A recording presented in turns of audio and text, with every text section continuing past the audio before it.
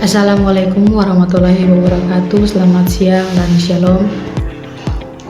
Di video kali ini saya akan mencoba menjelaskan beberapa pertanyaan terkait soal yang diberikan oleh Bapak dosen yang mengampu mata kuliah pendidikan IPS di SD dan untuk memenuhi ujian tengah semester saya. Berikut adalah beberapa pertanyaan yang diberikan.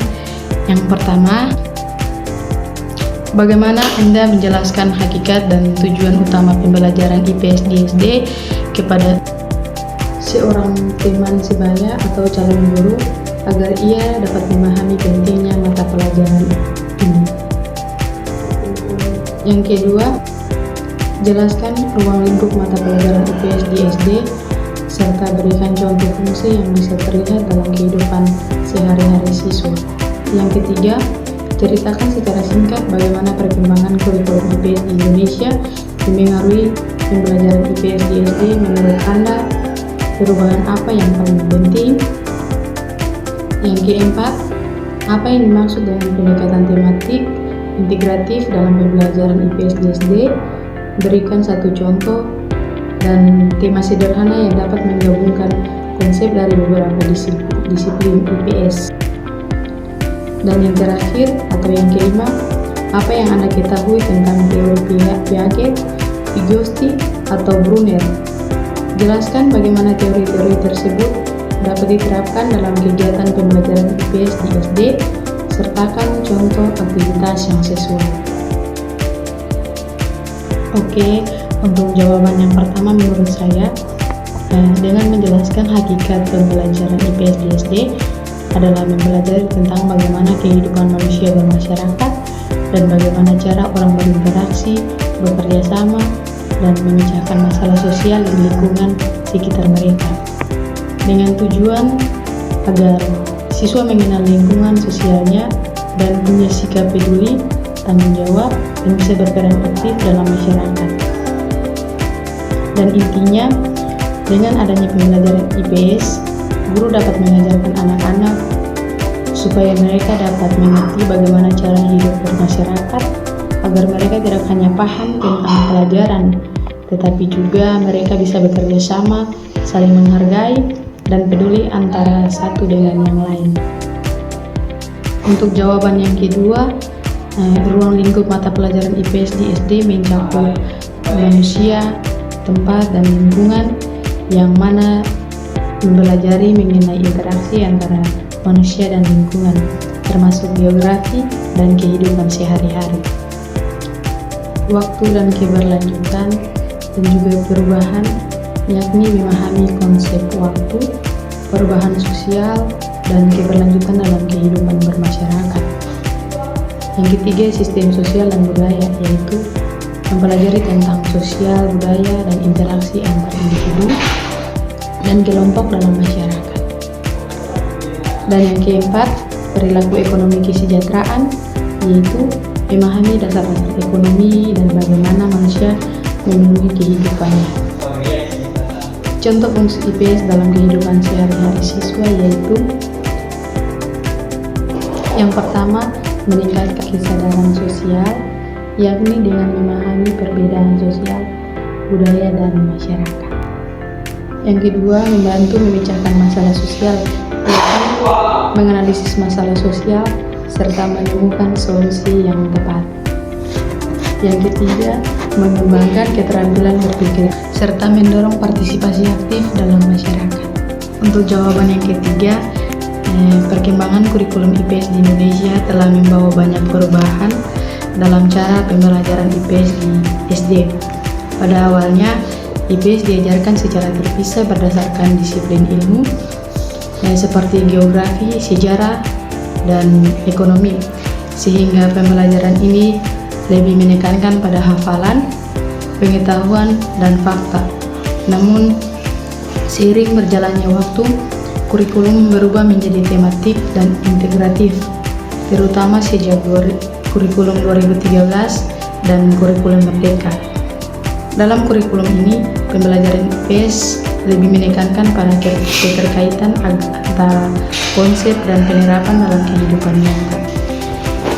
Menurut saya, perubahan yang paling penting adalah pergeseran dari pembelajaran berpusat pada guru atau teacher center menjadi pusat pada siswa atau student center. Dengan ini, siswa lebih aktif mencari, meneliti, serta memahami masalah sosial di lingkungan mereka melalui kegiatan proyek dan diskusi. Hal ini membuat pembelajaran IPS menjadi lebih bermakna, kontekstual, dan membentuk karakter sosial yang baik pada diri siswa. Untuk jawaban yang keempat, pendekatan tematik integratif dalam pembelajaran IPS di SD yakni dengan melakukan cara mengajar yang menggabungkan berbagai konsep dari beberapa bidang ilmu sosial seperti geografis, sejarah, dan juga ekonomi serta sosiologi ke dalam satu tema utama yang dekat dengan kehidupan siswa. Tujuannya agar siswa dapat belajar secara keseluruhan dan bermakna serta terpisah-pisahkan mata pelajaran. Contoh tema sederhana saya ambil dalam tema lingkungan adalah tempat tinggalku. Yang pertama, dalam lingkup geografi yakni mengenal kondisi alam serta letak wilayah rumah di sekitar. Dan yang kedua, ekonomi, yaitu memahami akan pekerjaan masyarakat yang ada di lingkungan sekitar. Yang ketiga, sosiologi, yaitu kita belajar mengenai cara berinteraksi dan tolong-menolong antara warga sesama. Serta yang keempat, yaitu sejarah, yaitu kita dapat belajar mengetahui perubahan lingkungan dari waktu ke waktu. Dari tema ini, siswa dapat memahami berbagai aspek kehidupan masyarakat melalui pengalaman yang dekat dengan keseharian mereka. Untuk jawaban yang terakhir atau yang kelima, menurut teori Jean Piaget, yaitu anak SD berada pada tahap operasional konkret, yakni tahap di mana anak sudah belajar dengan baik melalui benda nyata dan pengalaman langsung. Penerapannya dalam pembelajaran IPS yakni dengan cara guru dapat menggunakan alat peraga, gambar atau simulasi nyata agar siswa dapat memahami konsep secara nyata.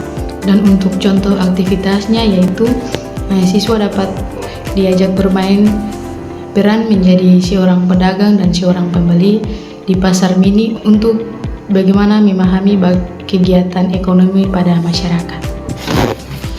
Yang kedua, untuk teori Lev Vygotsky, yakni ia menekankan bahwa belajar dapat terjadi melalui interaksi sosial serta bimbingan dari orang lain, contohnya dari guru atau teman yang lebih mampu.